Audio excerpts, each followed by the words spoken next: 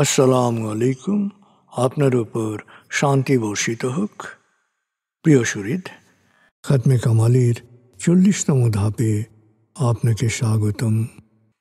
আপনি জানেন, রোগ শোক, বিপদ আপদ, আসমানি জমিনি বালা মুসিবত, সকল ধরনের অস্থিরতা, অশান্তি, অনিশ্চয়তা, নিরাপত্তাহীনতা, দুর্যোগ, দুর্বিপাক, আজাব গজব থেকে মুক্তির জন্যে খাতমে কামালি এক সহজ আমল। খাতমে কামালির এই আমলের মধ্য দিয়ে প্রার্থনাকারী প্রার্থনার সাথে মিশে যান। আসলে প্রার্থনাকারী যখন প্রার্থনার সাথে মিশে যান, তখন প্রার্থনা কবুল হয়। খাতমে কামালি প্রার্থনা কবুলের এই পরম মুহূর্তে আপনাকে নিয়ে যাবে। তাই নিজের, অন্যের, সমাজের, দেশের, মানব জাতির যে কোনো কল্যাণের নিয়তে আপনি এই আমলে অংশ নিন। আপনি সকল বিপদ আপদ, বালা মুসিবত মুক্ত হন।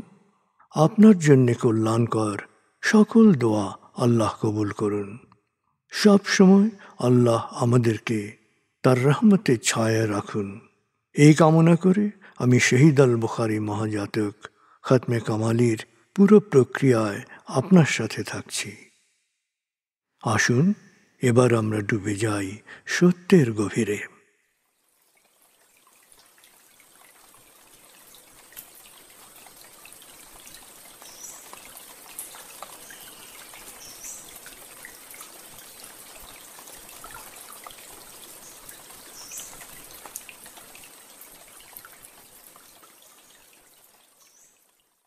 হে আল্লাহ, বিতাড়িত শয়তান থেকে আমি তোমার আশ্রয় প্রার্থনা করছি।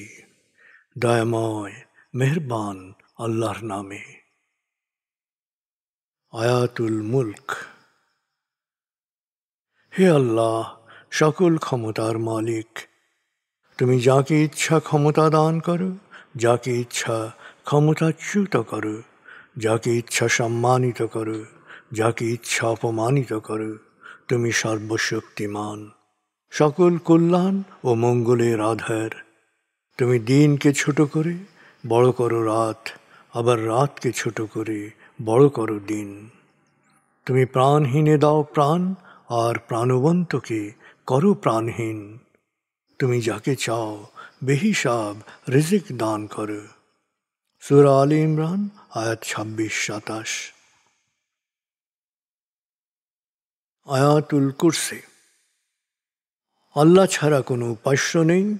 তিনি শাশ্বত, চিরঞ্জীব, বিশ্ব প্রকৃতির সর্বসত্তার ধারক। তিনি তন্দ্রা নিদ্রাহীন, সদা সজাগ, মহাকাশ ও পৃথিবীর সব কিছুর মালিক। তার সদয় অনুমতি ছাড়া তার কাছে সুপারিশ করার সাধ্য কারো নেই। দৃশ্যমান বা দৃশ্য, অতীত বা ভবিষ্যৎ, সৃষ্টির সব কিছুই তিনি জানেন। তিনি যতটুকু জানাবেন, এর বাইরে তার জ্ঞানের সীমানা সম্পর্কে ধারণা করা কারো পক্ষেই সম্ভব নয়। তার আসন, তার কর্তৃত্ব পৃথিবী ও নভমণ্ডলের সর্বত্র বিস্তৃত, আর তার সংরক্ষণে তিনি অক্লান্ত। তিনি সর্বোচ্চ, সুমহান। সূরা বাকারা আয়াত 255।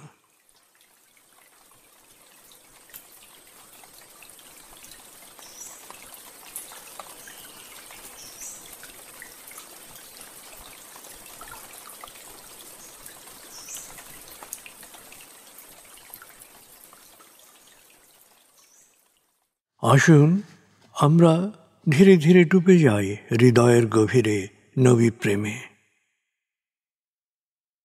বলগল উলা বিকমালিহি, কশফত দুজা বিজমালিহি, হসনত জমিও খিসালিহি, সল্লু আলিহি ওয়ালিহি। بلغ العلا بكماله كشف الدجى بجماله حسنت جميع خصاله صلوا عليه وآله بلغ العلا بكماله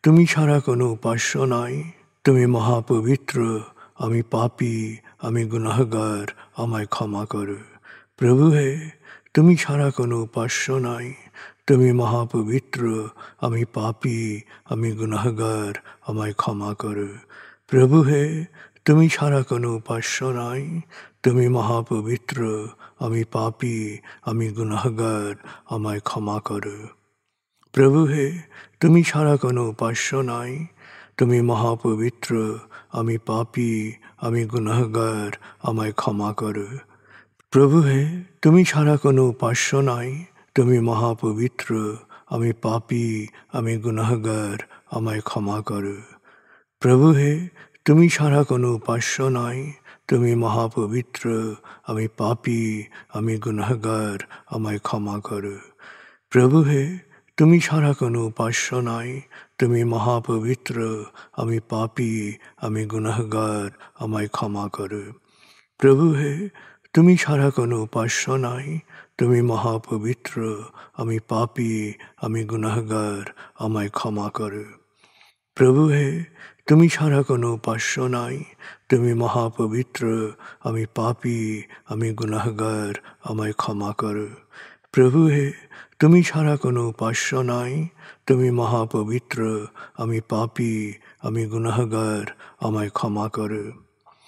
প্রভু হে, তুমি ছাড়া কোনো উপাস্য নাই। তুমি মহাপবিত্র, আমি পাপী, আমি গুনাহগার, আমায় ক্ষমা করো। প্রভু হে, তুমি ছাড়া কোনো উপাস্য নাই। তুমি মহাপবিত্র, আমি পাপী, আমি গুনাহগার, আমায় ক্ষমা করো। প্রভু হে, তুমি ছাড়া কোনো উপাস্য নাই। তুমি মহাপবিত্র, আমি পাপী, আমি গুনাহগার, আমায় ক্ষমা করো।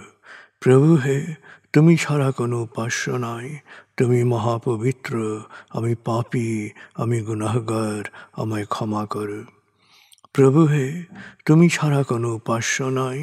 তুমি মহাপবিত্র, আমি পাপী, আমি গুনাহগার, আমায় ক্ষমা করো। প্রভু হে, তুমি ছাড়া কোনো উপাস্য নাই।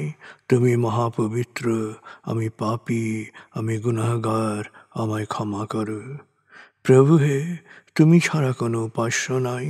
তুমি মহাপবিত্র, আমি পাপী, আমি গুনাহগার, আমায় ক্ষমা করো।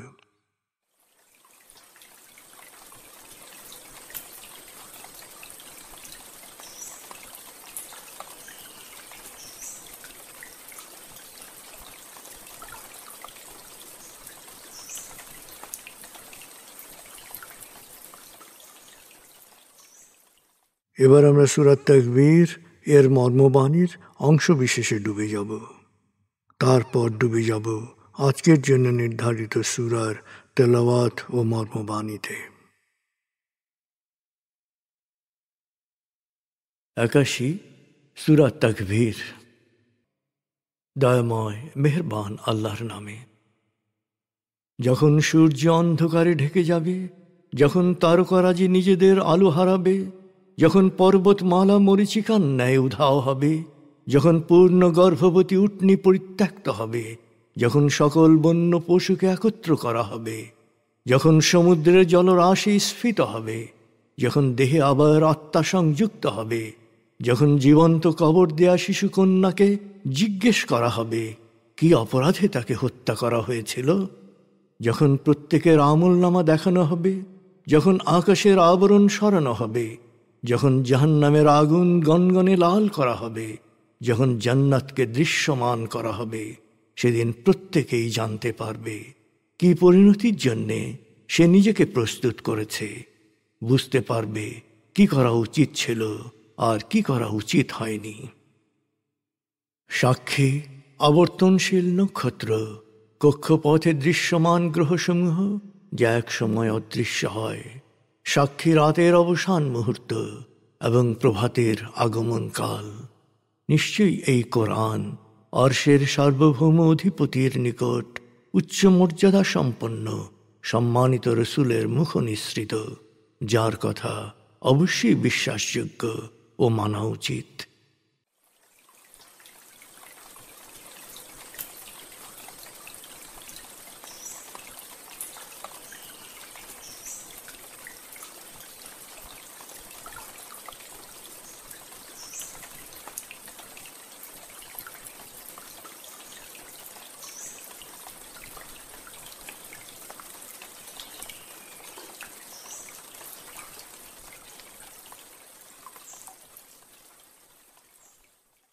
এবার আমরা সূরা মুমিন 57 থেকে 77 আয়াতের তেলাওয়াত ও মর্মবাণীর গভীরে ডুবে যাব।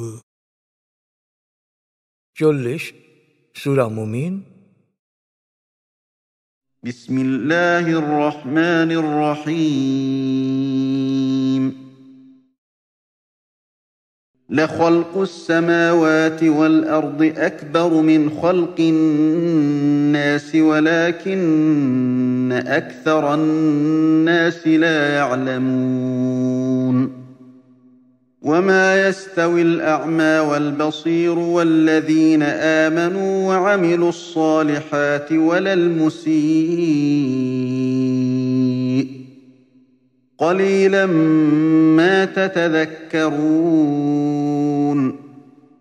إن الساعة لآتية لا ريب فيها ولكن أكثر الناس لا يؤمنون وقال ربكم ادعوني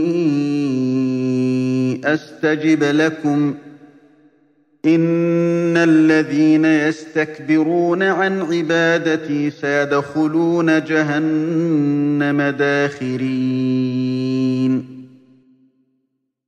الله الذي جعل لكم الليل لتسكنوا فيه والنهار مبصرا إن الله لذو فضل على الناس ولكن أكثر الناس لا يشكرون ذلكم الله ربكم خالق كل شيء لا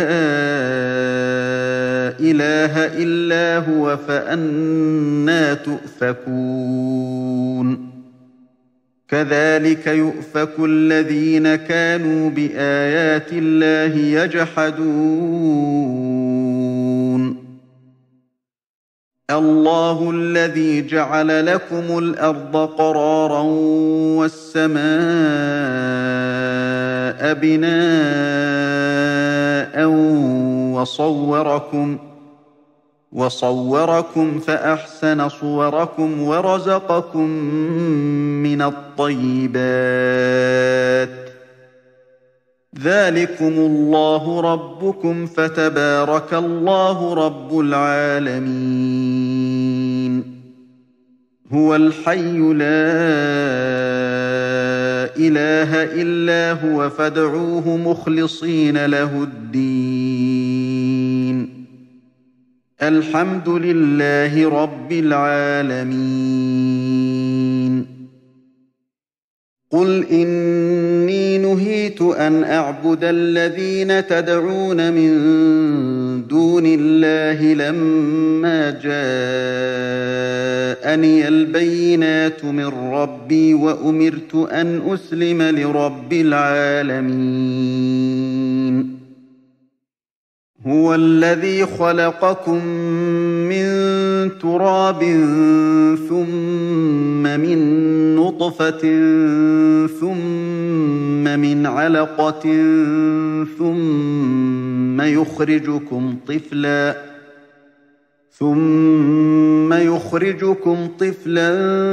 ثم لتبلغوا أشدكم ثم لتكونوا شيوخا ومنكم من يتوفى من قبل ولتبلغوا أجلا مسمى ولعلكم تعقلون هو الذي يحيي ويميت فإذا قضى أمرا فإنما يقول له كن فيكون ألم تر إلى الذين يجادلون في آيات الله أنى يصرفون الذين كذبوا بالكتاب وبما أرسلنا به رسلنا فسوف يعلمون إذ الأغلال في أعناقهم والسلاسل يسحبون في الحميم ثم في النار يسجرون ثم قيل لهم أين ما كنتم تشركون من دون الله قالوا ضلوا عنا بل لم نكن ندعو من قبل شيئا كذلك يضل الله الكافرين ذلكم بما كنتم تفرحون في الأرض بغير الحق وبما كنتم تمرحون ادخلوا أبواب جهنم خالدين فيها فبئس مثوى المتكبرين فاصبر إن وعد الله حق فإما نرينك بعض الذي نعدهم أو نتوفينك فإلينا يرجعون দয়াময় মেহেরবান আল্লাহর নামে।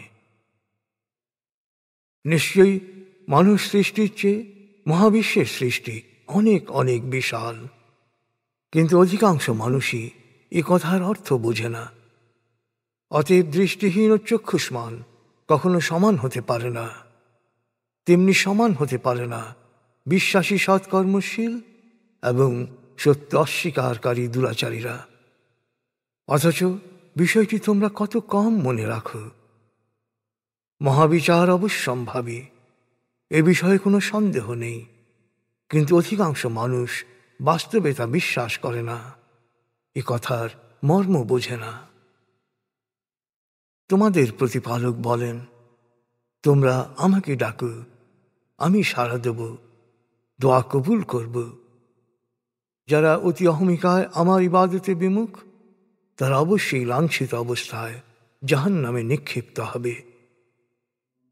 আল্লাহ তোমাদের বিশ্রামের জন্য রাত সৃষ্টি করেছেন, আর সব কিছু দেখার জন্যে দিনকে করেছেন উজ্জ্বল। নিশ্চয়ই আল্লাহ মানুষের প্রতি অতি অনুগ্রহশীল, কিন্তু অধিকাংশ মানুষই শুকরিয়া আদায় করে না।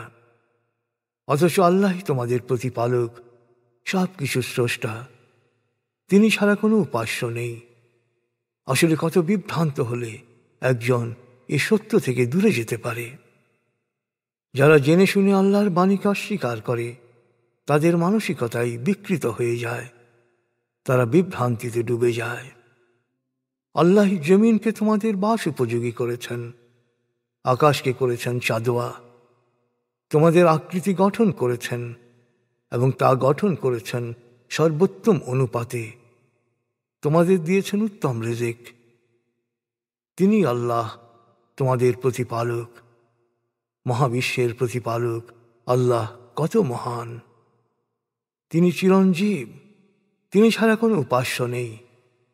তাই ধর্মনিষ্ঠ হয়ে একাগ্র চিত্তে শুধু তাকেই ডাকো, তারই ইবাদত করো। নিশ্চয়ই সকল প্রশংসা মহাবিশ্বের প্রতিপালক আল্লাহরই জন্যে।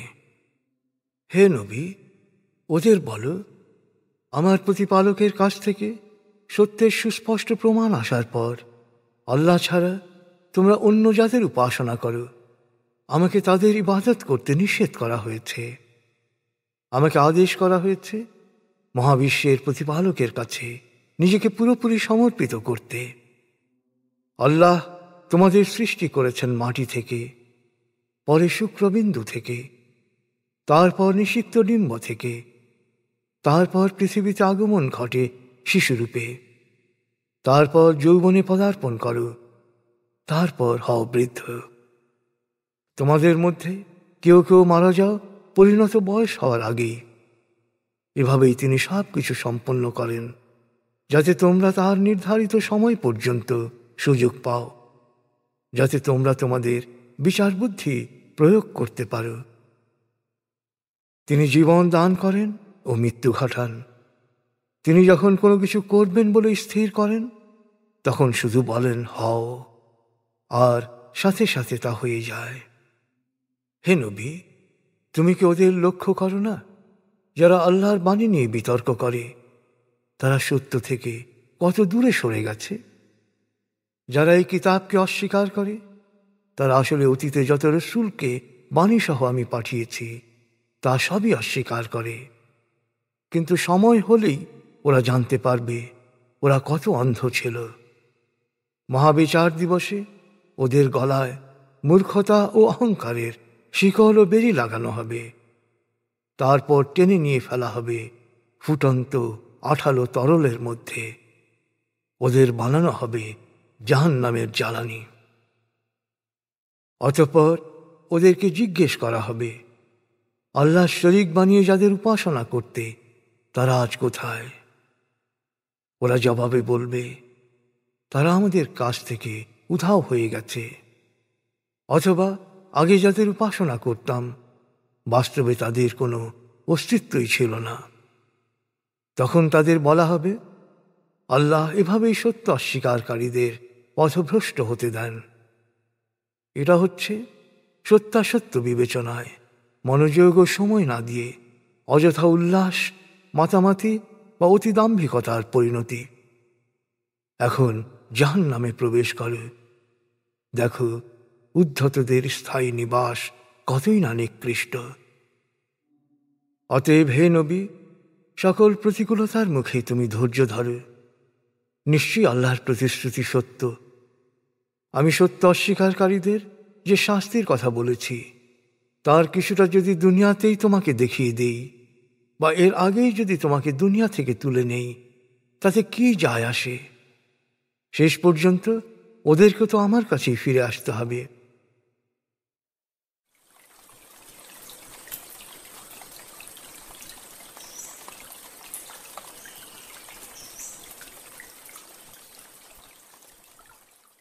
আপনি এতক্ষণ মর্মবাণীর গভীরে ডুবেছিলেন। এবার আপনার মনে মর্মবাণীর যে বিষয়গুলো দাগ কেটেছে সেই বিষয়গুলোর ভাবনায় ডুবে যান।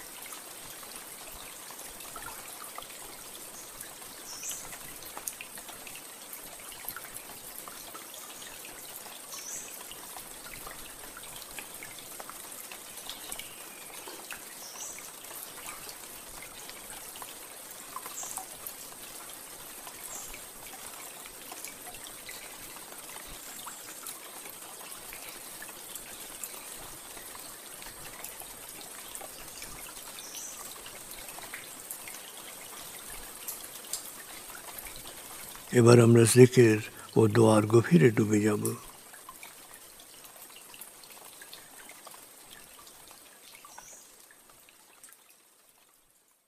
এবার হালকাভাবে চোখ বন্ধ করুন, লম্বা দম নিন, নাক দিয়ে দম নিন, আস্তে আস্তে মুখ দিয়ে দম ছাড়ুন। দম নেবেন পেটে, ছাড়বেন মুখ দিয়ে। দম নেওয়ার চেয়ে দম ছাড়তে সামান্য বেশি সময় নিন। দম নিতে নিতে ভাবুন প্রকৃতি থেকে অফুরন্ত প্রাণশক্তি শরীরে প্রবেশ করছে, আর দম ছাড়তে ছাড়তে ভাবুন শরীরের সকল দূষিত পদার্থ বাতাসের সাথে বেরিয়ে যাচ্ছে। নাক দিয়ে দম নিতে নিতে ভাবুন প্রকৃতি থেকে অফুরন্ত প্রাণশক্তি শরীরে প্রবেশ করছে, আর মুখ দিয়ে দম ছাড়তে ছাড়তে ভাবুন শরীরের সকল দূষিত পদার্থ বাতাসের সাথে বেরিয়ে যাচ্ছে। দম নিতে নিতে ভাবুন প্রকৃতি থেকে অফুরন্ত প্রাণশক্তি শরীরে প্রবেশ করছে, দম ছাড়তে ছাড়তে ভাবুন শরীরের সকল দূষিত পদার্থ বাতাসের সাথে বেরিয়ে যাচ্ছে। দম নিতে নিতে ভাবুন প্রকৃতি থেকে অফুরন্ত প্রাণশক্তি শরীরে প্রবেশ করছে, আর দম ছাড়তে ছাড়তে ভাবুন শরীরের সকল দূষিত পদার্থ বাতাসের সাথে বেরিয়ে যাচ্ছে। দম নিতে নিতে ভাবুন প্রকৃতি থেকে অফুরন্ত প্রাণশক্তি শরীরে প্রবেশ করছে, আর দম ছাড়তে ছাড়তে ভাবুন শরীরের সকল দূষিত পদার্থ বাতাসের সাথে বেরিয়ে যাচ্ছে। এবার দম স্বাভাবিক হতে দিন। স্বাভাবিকভাবে নাক দিয়ে দম নিয়ে নাক দিয়ে দম ছাড়ুন। আপনার অঙ্গ শিথিল ও নিষ্প্রাণ হয়ে আসছে। এবার নাক দিয়ে ধীরে ধীরে দম নিয়ে বেশ সময় নিয়ে ধীরে ধীরে নাক দিয়ে দম ছাড়ুন। দম নেওয়ার চেয়ে ছাড়ায় সময় একটু বেশি নিন। ধীরে ধীরে দম নিন, ধীরে ধীরে দম ছাড়ুন। ধীরে ধীরে দম নিন, ধীরে ধীরে দম ছাড়ুন। ধীরে ধীরে দম নিন, ধীরে ধীরে দম ছাড়ুন। ধীরে ধীরে দম নিন, ধীরে ধীরে দম ছাড়ুন। ধীরে ধীরে দম নিন, ধীরে ধীরে দম ছাড়ুন। এবার দম স্বাভাবিক হতে দিন। আপনি এখন দম খেয়াল করুন। বাতাস নাক দিয়ে ফুসফুসে প্রবেশ করছে, আবার বেরিয়ে আসছে। আপনার পুরো মনোযোগ নাকে দমের প্রবেশ পথে দিন। বাতাস স্বাভাবিক যাওয়া আসা করুক, আপনি শুধু দম খেয়াল করুন।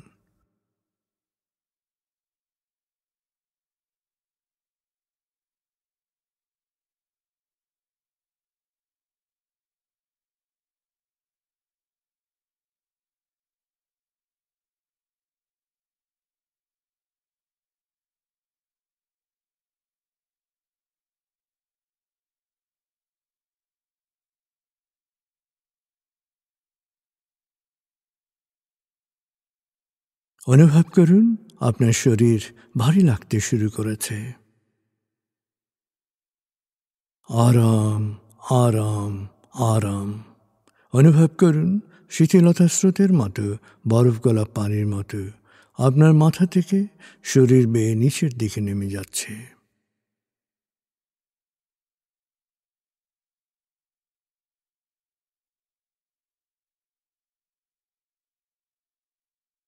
আপনি এখন পুরোপুরি শিথিল। শিথিলায়নের গভীর স্তরে প্রবেশ করেছেন আপনি।